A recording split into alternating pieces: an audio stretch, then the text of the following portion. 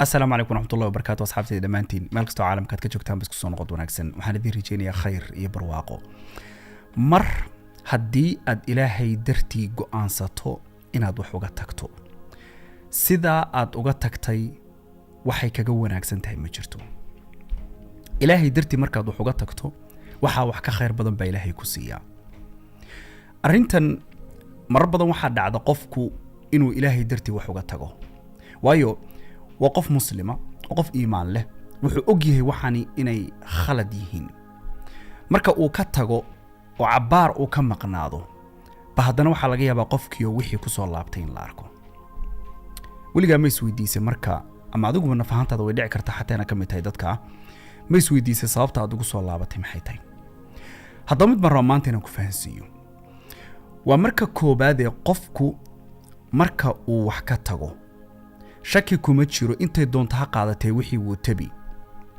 naftu maalmaha ugu horeysa culays way dareemi ciriiri bay dareemi shay aad intaasoo sano soo sameeynaysay aad waxaad ku soo dhex jirtay waxay doonaan bahan noqdeene maalinta aad go'aansato inaad ka tagto sabab baa jirta go'aanka markaa aad ugu dhiiratay laakiin markaad wax yar banaanka ka joogto wixii baa naftu aad waxay u dhibsan jawigan cusub ay gashay tanaana keento qofku inuu wixii uu ka tagay haddana dib ugu soo laabto hadda mid baa jirta inaad maanta fahanto midani waxay tahay marka aadba ilaahay dartii wax uga tagto waxaad ogaataa maalintaasaa imtixaankuu bilaaban somadan arag inaad wax ka tagto wixii aad ka tagtay tusaale ahaan waxaa laga yaabaa inaadan tukan jirin oo taariku salaadaad ahayd ka tawbad keentay mar allaaliya markaad salaadii bilowday quraankii bilowday khayrkii sadaqadii wixii ilaahay dartii wanaag aakhiro waji aan kaga raadin qof kastaaba uu de ilaahay kaga raadinayo maalintaad bilowdo inaad samayso baaba noloshu kugu sii adkaan waligaa ma dareentay haddaba mid baa u baahan marka inaad maanta meeshan kala dhex baxdo midani waxay tahay maalinta aad sheegato inaad ilaahay wax walba uga toobad keentay naftaada aad rabtay inaad daahiriso maalintaasa imtixaan hor loo cusub ku bilaabanaya ونتنا الله سبحانه وتعالى وليه ولقد فتنا الذين من قبلهم فلا يعلمن الله الذين صدقوا ولا يعلمن الكاذبين إن ترون شيء ددكي إن كهري أحسب الناس أن يتركوا أن يقولوا آمنا مربع ضد ربطوا إن أد إلهي وحول بقو خالص يشو maalintaasa imtixaanku ku bilaaban wana sababta anbiyadu ay uga imtixaan kululaayeen dadka inta kale marba iimaan hadad sheegato waa lagu imtixaamaya maalintaas ayaa waxa ku bilaabanaya waji hor loo cusub waa lagu imtixaami meel kana Allah subhanahu wa ta'ala isla suurada laftigeeda awalaysa Allahu bi'a'lama bima fi suduril alamin wala ya'lamanna Allahu alladhina amanu wala ya'lamanna almunafiqin waxaa meesha lagu kala saari kan runta ay ka tahay kan munaafiqa iyo kan daacad ay ka tahay iimaanku dhabta uu ka yahay midda aan rabo inaad fahantaa marka maanta waxay tahay waxa soo dhan marka la isku soo duuduo muhiimadu ay tahay in aad markaad ilaahay dartii wax uga tagto wixii aad ilaahay uga baahnayd dadka qaar ba waxaad moodaa sidii dukaan ay wax ka gadanayaan waa bacaraysan yihiinba fariimaha soo gaara waxa kamida habeenkii oo dhan baan tukadaa maalintii oo dhan baan istighfaartaa intaasoo maartay kun oo jeer baan astaghfirullah iraahdaa haddana saas oo tahay noloshaydu isma bedelin hadegdegin imtixaankii baa kugu socda waxa ku soo socda iyo guusha aad gaari doontaa aad bay u weynaan doontaa haddaad adkaysi yeelato laakiin haddaad sida dadku sidii u badan yihiin marka xoogaa nolosha ku yara adkaatay waxay leeyihiin war balaayada tani maxay ahayd mar allaaliya markaan ilaahay caabud iyo tasbiixdii iyo quraankii iyo wixii rabbi uu jeclaa markaan aaday baaba noloshaygu sii adkaatay markaasuu dib u laaban way dhici kartaa inaad aragtay dad fanka ka baxay haddana ku soo laabtay irsaaqadii baa cirir nagu noqotay yiri waa laga yaabaa inaad aragto qof gabar markii hore aan asturnaan jirin oo hadda is asturtay oo xijaab xiratay oo markay tiri raggii wax ila hadlayaba ma leh oo bini aadamka qadarin mudan mase Allah ku abuurtay eed la kulmi doonto lagu geyn doono dhowrkii mitir baa lagu ridi halkaas lagaaga soo tagay int cidii doonta social media ka faalo garayso inta doontido milyan hayso waxaad ku dambayn doontaa god mugdi oo cidla kaliya hal qof kuma soo booqanayo. maalin dhaweyto waxaan tegay qabuuraha magaaladan aan deganahay.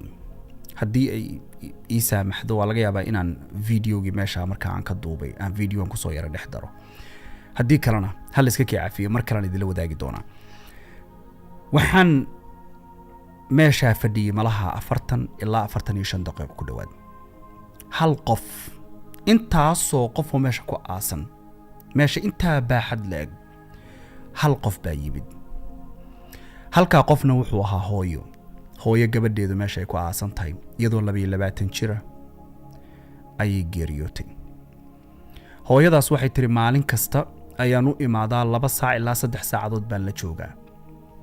qofka dhabta kuu jeceli waa kaa, waana hooyo. adduunka maalinta aad ka dhimato, horta xoola haddaad ka dhimato waaba kuu dhammaatayba. xoolahaagii inta lagu murmayaaba lagu iloobi. waxaaba laga yaabaa dadan xoola ka tegin xoogaa in lagu sii yara xusuusto. laakiin daa xoola ka tagtay, qabuuraha marka laga dhaqaaqo, saacagta marka jaanta lagaaga rogo baa xoolahaaga la isku qabsan doonaa. xusuustaaduba intaasay noqon doontaa. haddaba adduunka marka lagu imtixaamo oo imtixaan uu kugu yimaado, markaad ilaahay dartii u toobad keentood laabatood noqoto, waxaad ogaataa ilaahay guusha uu kuu soo wadaa ka weyn. albaab weyn baa lagu furi doonaa haddul qaadan waayin. irsaaqadii baa igu yaraatay, dadkii baa iga wada jeestay. waa sax, saaxiibo badan oo laga yaabo in aysan u soo jeedin hadda inay toobad keenaan baad kala go'i doontaan. cidlaad soo istaagi doontaa. waxaa lagu arkay way kugu kacami doonaan. wadaad baad noqotay iyo wadaad iska dhig iyo 100 waxyaabood baa lagu oran doonaa. laakiin waxaasoo dhan waa inay kaala weynaato allaha adduunkan leh eed u toobad keentay. adduunka dhinac walbaba waa lagu imtixaamay, laakiin tan u darani waa marka aad inta ilaahay dartii wax uga toobad keento, imtixaankii lagu saaray iyo tijaabada lagu tijaabinayay inay kaa dhab tahay iyo in kale, marka aad ku fashalanto dib u laabato.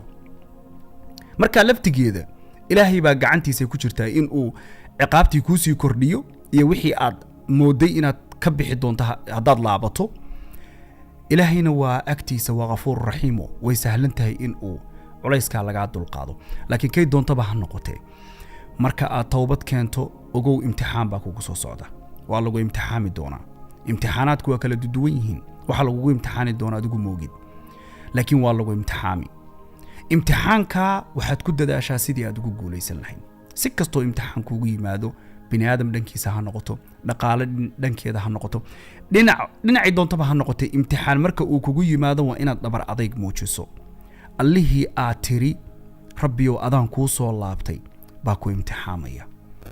waxa uu hayo ee kuugu talagalay baana ka weyn. haddaba dhammaantiin intaynu muuqaalka xidib ugu kulmayn waxaan idinkaga tegayaa. wassalaamu calaykum waraxmatullaahi tacaala wabarakaatuh.